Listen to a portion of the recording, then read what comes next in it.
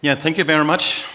Warm welcome from my side. Thank you very much to the IMTA organization for having me invited here for the symposium on automation robotics. First time for me, although I'm traveling to India since 15 years, but in a different topic. Maybe that was the reason for that. Yeah, and I'm a little bit sorry, and you try to catch up schedule. I'm sorry to bother you a little bit before lunch, but I guess it might become an interesting talk for you in terms of application physical stuff actually. And by the way, this, as I've observed in the program, the only presentation which is talking about laser technology and how it is used in automation. And for you, just to make one point very clear, the laser automation or the laser technology itself require automation. So without automation, laser technology does not work. There are few handheld systems, but mainly 99% of the application, what we're talking about, is handled by robots, it's handled by a gantry system.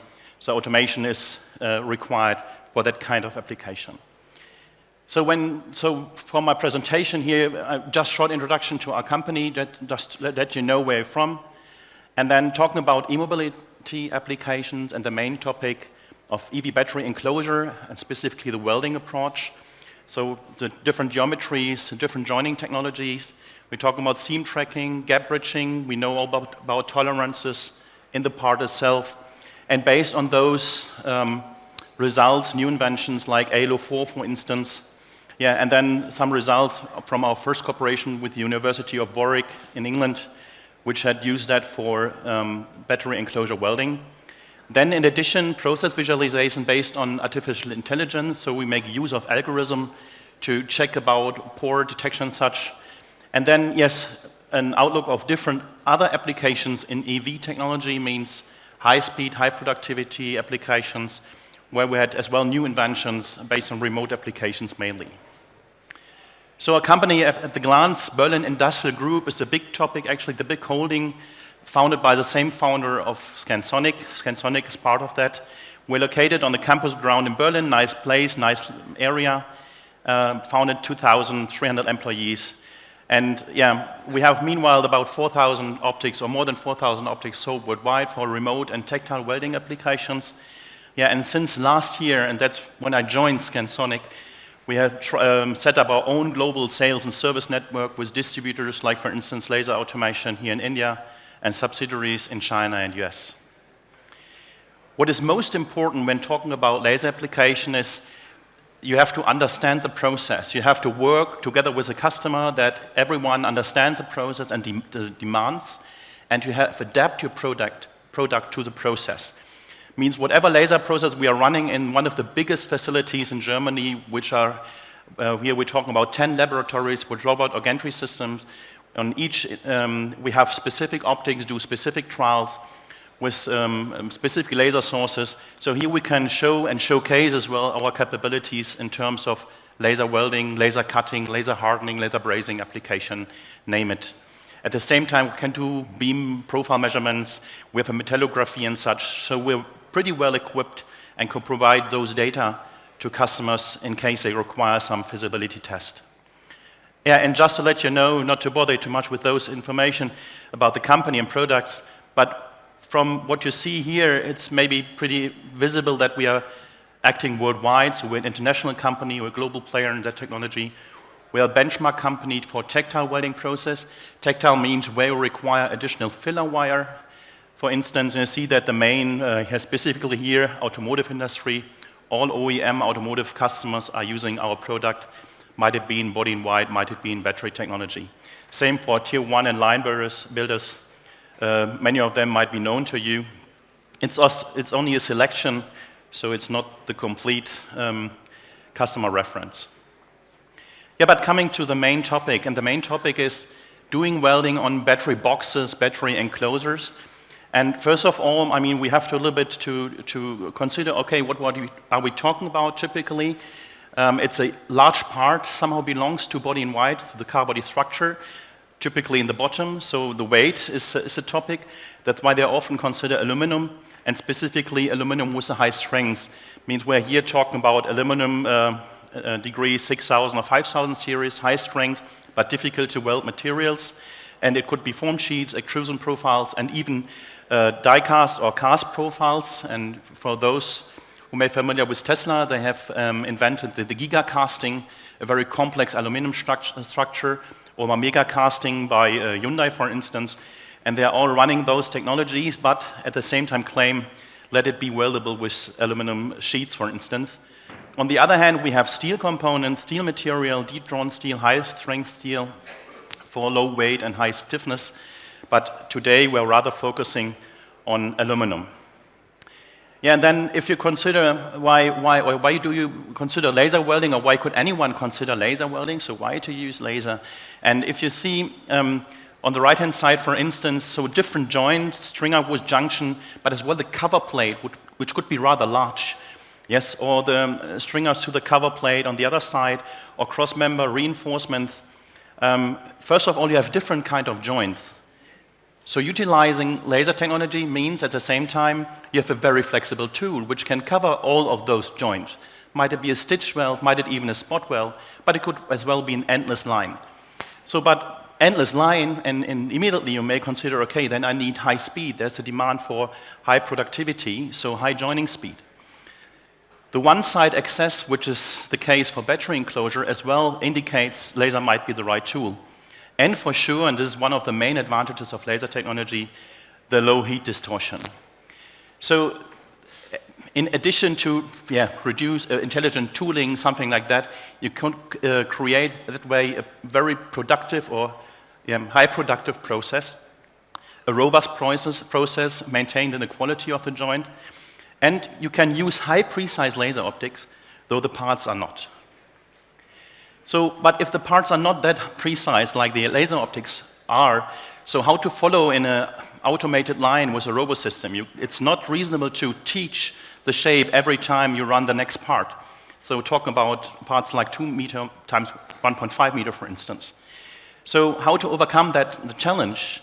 So seam tracking could be an option. And for that, as I've said, the benchmark, we are here with the ALO 4 tactile welding optics, where the tactile wire guides the beam, right? So that could be one approach, so that we have a joint geometry where you can attach the wire, which is following the joint continuously. And the robot movement in this automated process can be as it has been before, with some tolerances to the left and to the right, which are fully compensated by the tactile process. By the way, tactile process is already required, or always required, when talking about aluminum welding of 6000 series. Because without adding additional filler wire, there's a high risk of severe hot cracks. So without filler wire, it's not possible, so tactile welding might be the solution. On the other side, there's a remote seam tracking. Remote seam tracking, remote optics without using filler wire. And here, the process is a little bit different. You see in the middle of the slide, you see 3 lines, triangulation lines, and a laser spot running behind the lines.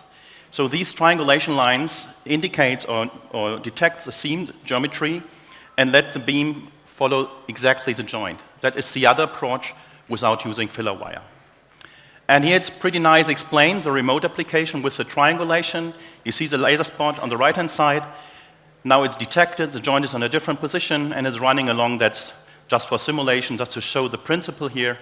And you can see easily, okay, it's easily following the line without any deviation. Here you see in a more or less real application, door welding, aluminum door welding. And you see again, remote application without filler wire. So this is a low-grade aluminum steel where you can afford to have no filler wire because hot cracks is not a problem.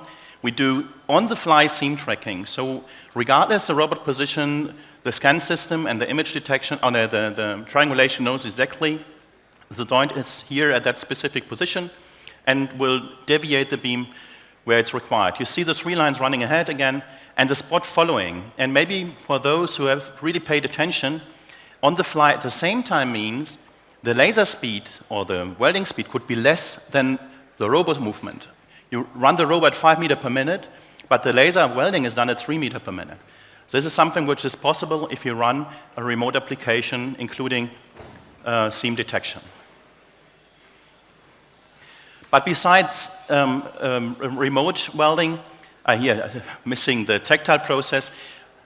The tactile process, again, you see the wire in a close view now. You see the wire is not fully molten by the laser radiation coming from the top side.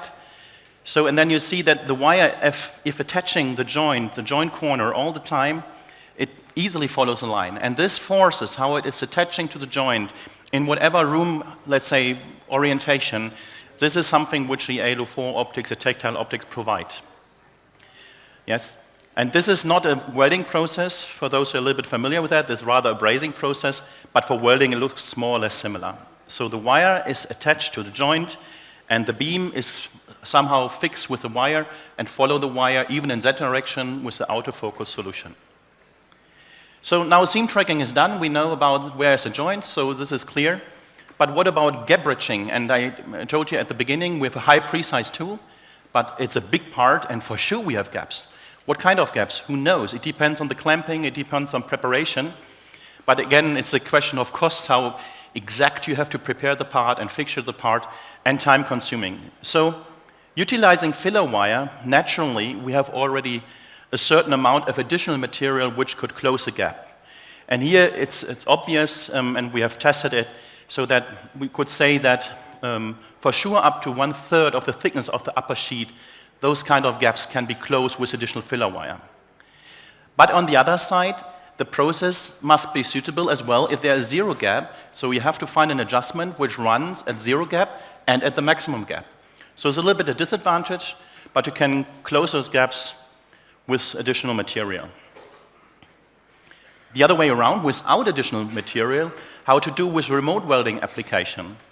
And here, I mean, where to get the material from, you take it from the upper sheet. So the oscillation is rather on the upper sheet to get down a little bit more material to fill the gap. But how is this realized? Again, we have the problem that the gap might not be constant. And here the triangulation offers another solution.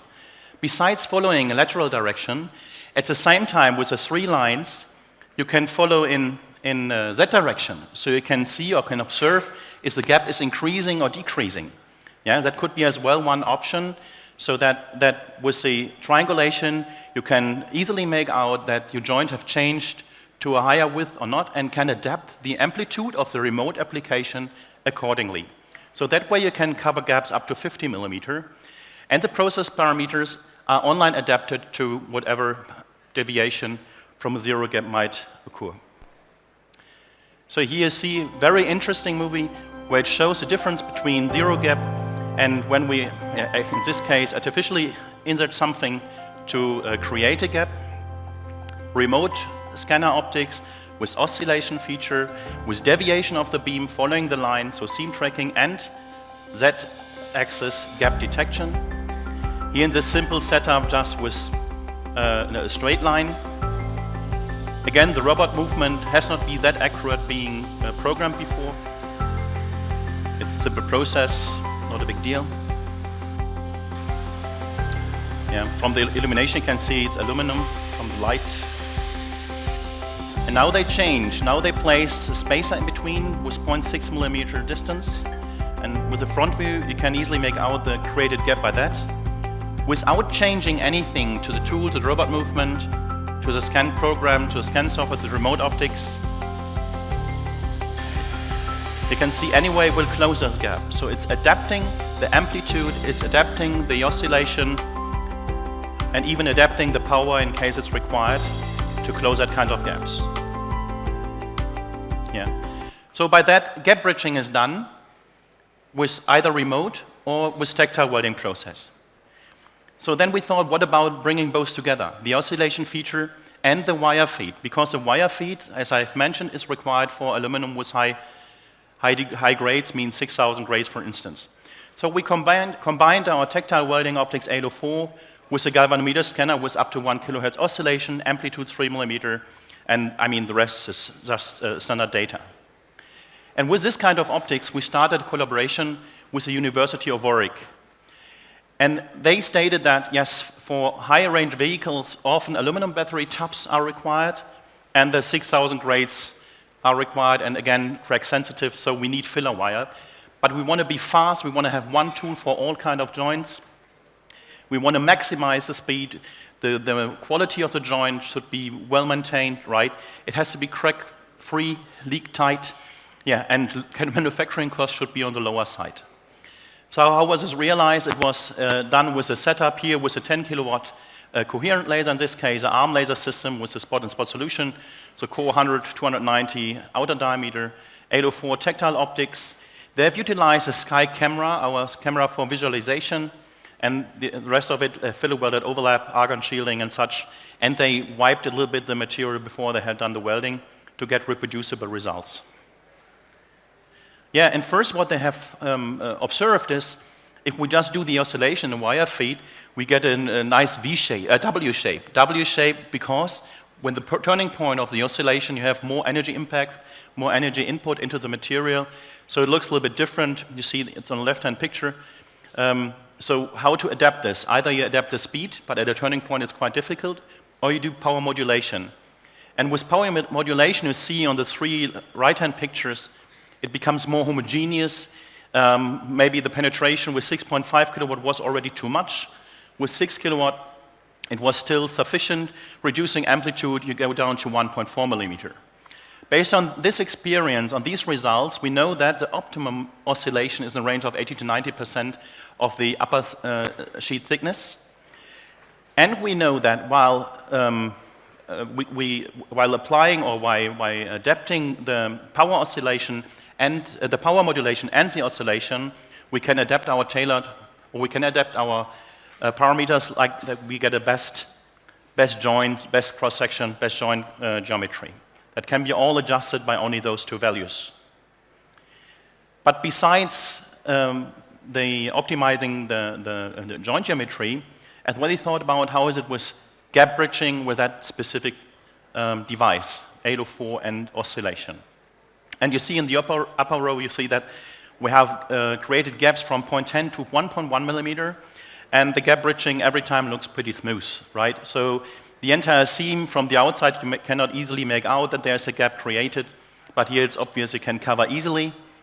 And the lower line, it shows if you do not use oscillation, just a simple application by tactile welding process, you see that, yes, they have a deeper penetration, so the entire joint geometry is much bigger in the cross-section. You see some defects, some pores already, and with 1 or 1.1 millimeter, you see already it's not capable to do that anymore without oscillation. So here we have then, the result had been 45% of the upper material gauge with beam oscillation as a gap size can be covered. So it's a little bit similar to what we know from remote application. In addition, one advantage, the molten pool behavior, so it was not that turbulent anymore. So less creation of pores, less creation of defects within the melt pool.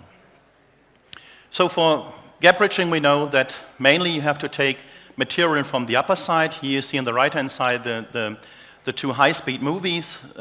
Upper movie is with just a single spot and additional filler wire, and the lower one you see spot moving up and down, creating a larger width of the melt, and that way, while taking more material from the upper side, you can even close bigger gaps. So then they did shear test on the joints we had done together. So, and we thought about what is the maximum process speed, and we observed that we can go up to 80 millimeter per second or 4.8 meter per minute at power, it had been, it's not mentioned here, yes, about 5 kilowatt. So pretty high speed, much faster than laser hybrid processes, for instance, and not talking about conventional processes. And they have observed that at lower speed, oscillation does not increase the strength, but at high speed, was pretty much, the strength was pretty much increased by almost 70%. So actually for covering larger gaps, or let's say being capable to cover or compensate bigger tolerances, you don't have to make use of a bigger laser spot to cover that. By intelligent adaptation, online adaptation of the amplitude, of the oscillation amplitude, as well you're able to cover those gaps and reducing the energy impact, the energy amount. So this was then the setup which I had used at University of Warwick. You see it in the movie on the left-hand side, or this is not a movie, you see the 804 optics running together in a cooperation with a fixture, with a tool. On the right-hand side, you see the setup. The red lines are the stitch welds. There are some long seams as well, not shown in this movie. Yeah. Here the fixturing is one, a smart fixturing, intelligent fixturing to reduce the entire complexity of the clamping. So summarizing the benefits, I mean, for the joint strength, if you go faster at a reasonable speed, the joint strength could be increased by 70%, which is tremendous from my point of view. The entire heat input was 50% less, means less warpage, so the entire part maintains its form and shape actually. There's no need for larger spot. Gap bridging is almost similar to remote welding, but we can guarantee up to 45 or 50%. Yeah, I told you about process visualization. Therefore, we had used SCeye as a SCeye, we call it SCeye actually. It's a camera-based system which is integrated into our ALO4 optics here on the left-hand side. It comes with a control unit for sure, but in addition it comes with additional SCeye illumination. And SCeye illumination means it's a laser illumination. And the benefit of that is that while having laser illumination, you can filter all disturbing radiation from plasma, from everything. You can disturb and eliminate from the image, from the picture, so that at the end you get a high resolution image of the process itself. So you see the SCeye video, that's how it looks like, for instance, for the brazing process. Here with the beam shaping, again on the left-hand side you see the wire, and then you see out of a sudden there is a pore.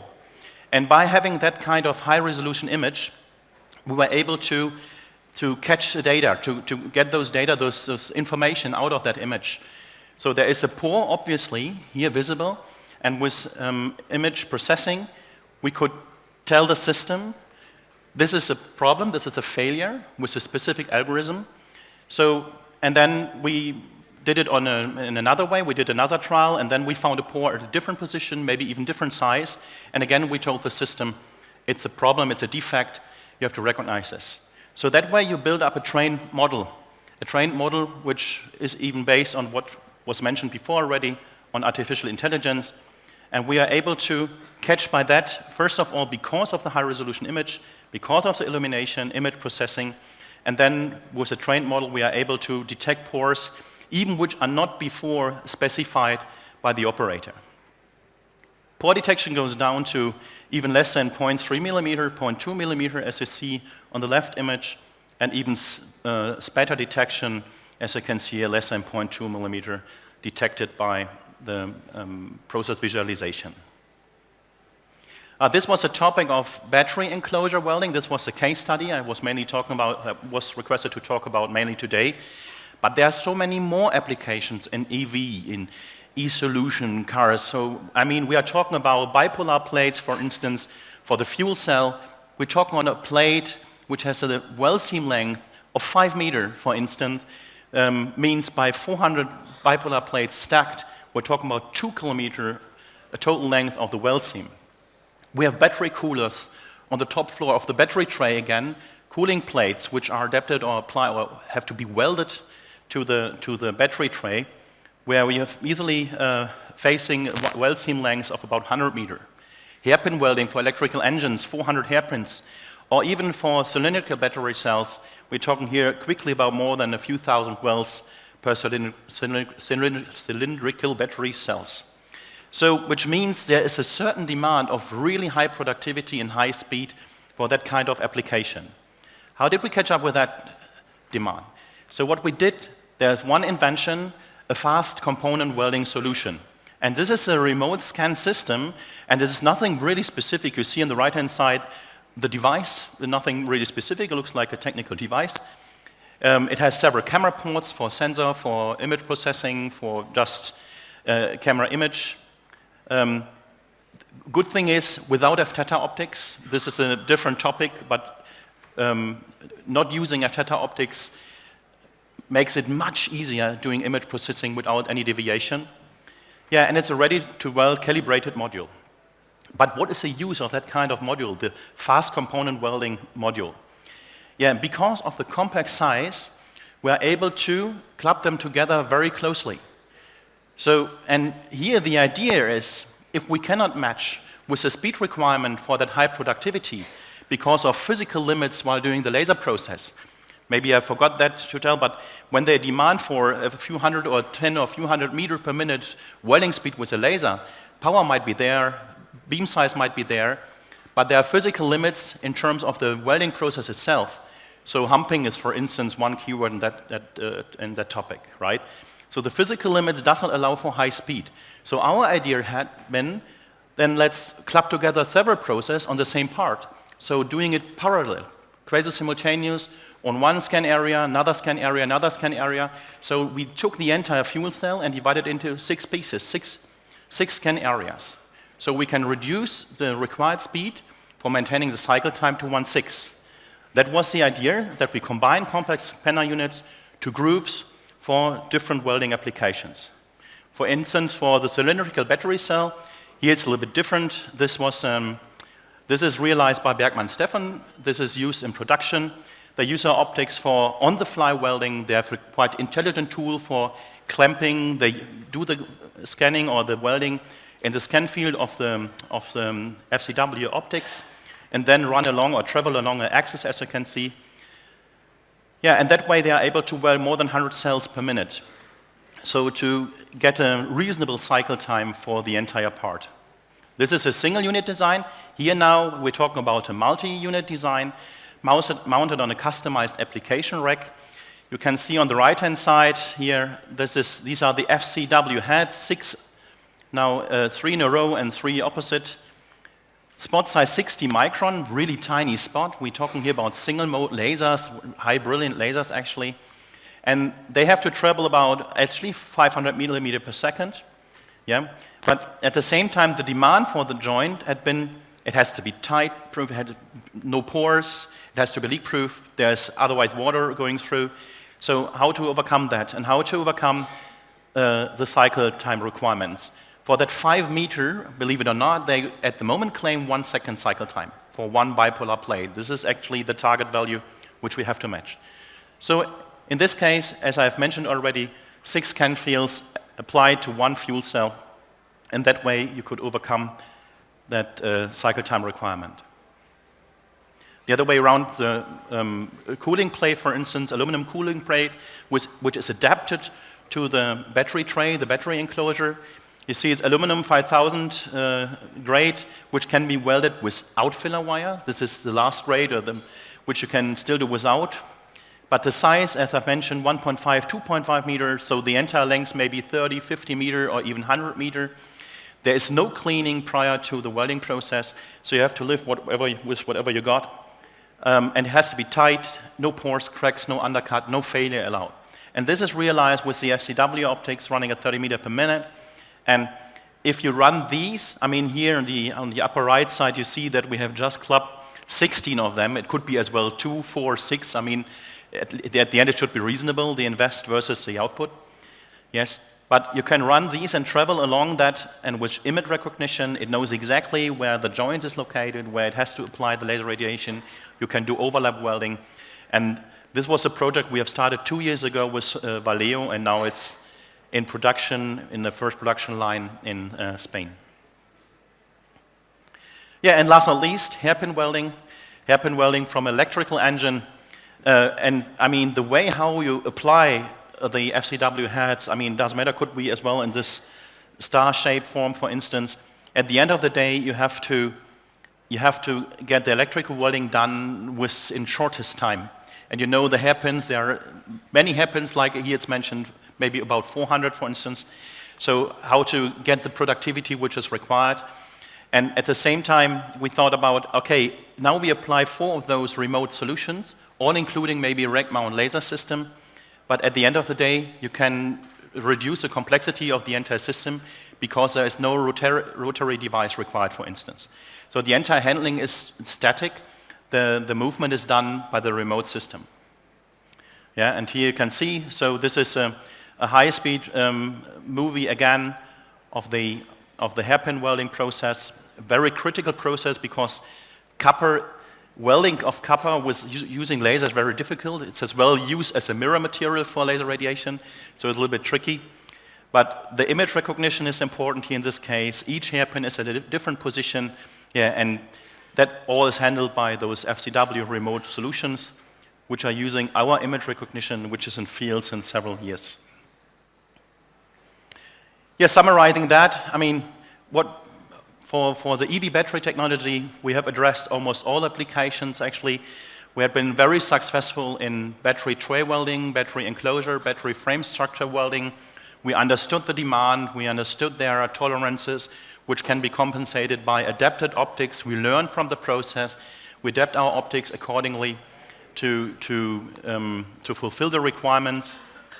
We have this IE, which certainly supports for higher automation degree. So if problems, failures, defects are detected automatically without manual or human inspection at the end of the line, this is increasing the productivity. We have a new invention, FCW, which today catch up with the required speeds, means high productivity, high feed rates, and opens new boundaries for welding of battery cells, hairpins, cooling plates, bipolar plates, and whatever you may have in mind, just tell me, please. But there are so many different applications upcoming now from the entire EV sector. So we're looking forward, and I guess with whatever we are offering or what we are inventing, this is clearly a statement from our side that we are ready for that technology and ready for your demands. Thank you very much for your attention. I'm not sure if I caught up some time. So any questions?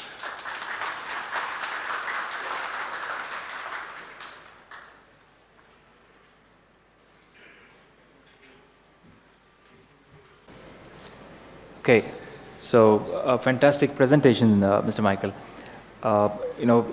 Laser automation, in fact, EV battery welding is a kind of a complex process, and I realized that today.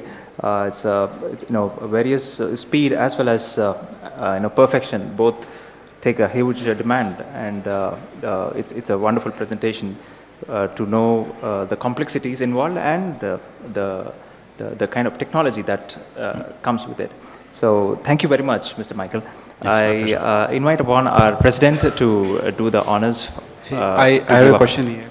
Yes, sir. Hey, Michael, thank you for the wonderful presentation. Okay. So the applications that we see are more closely related to the areas where it is separated from the human environment. Okay. Difficult to understand that one. Yep. The application that we saw is kind of isolated from the human touch.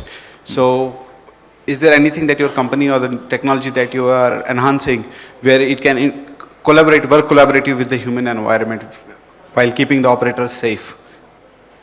You mean to say that in safety for the operator in front of the machine? Yes. Yeah. I mean, the laser radiation certainly has there's a high risk of, not only skin burning, but as well specifically for your eyes. And you need a specific enclosure for the laser application. Yes. Or is it your question, actually? Yes, that is my question. So is the technology adopting in a way that where it can work closely or collaborative with the human?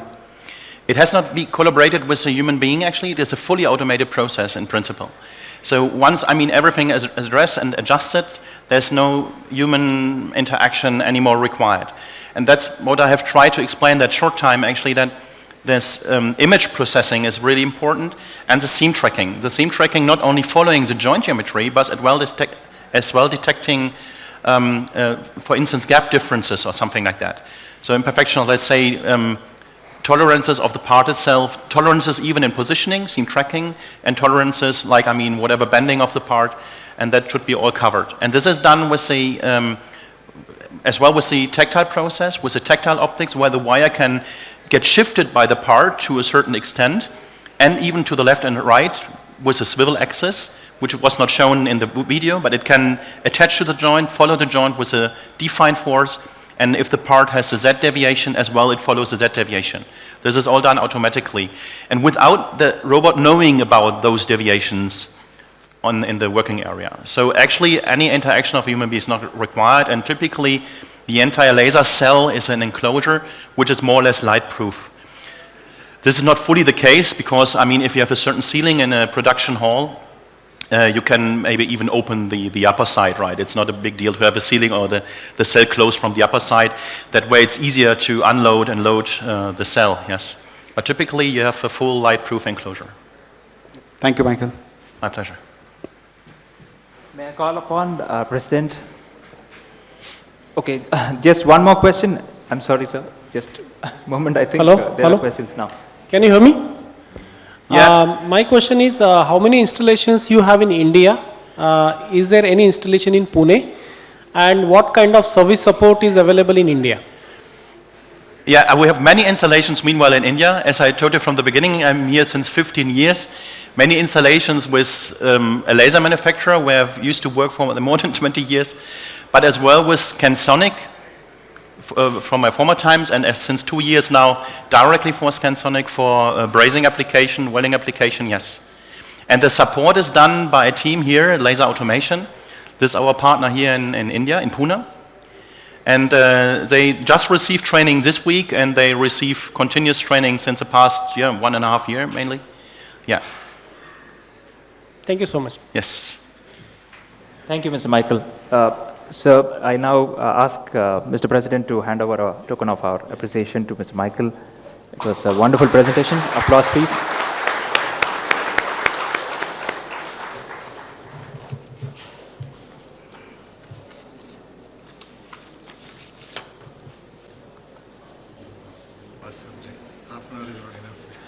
Yes. Thank you. Thank you. Thank you, Mr. Michael. Now, we will have a lunch break up to 2:10, and we'll return back with an interesting presentation from Bosch Rexroth on connected hydraulics. So please enjoy your lunch, and it is served at Gulmoor Hall.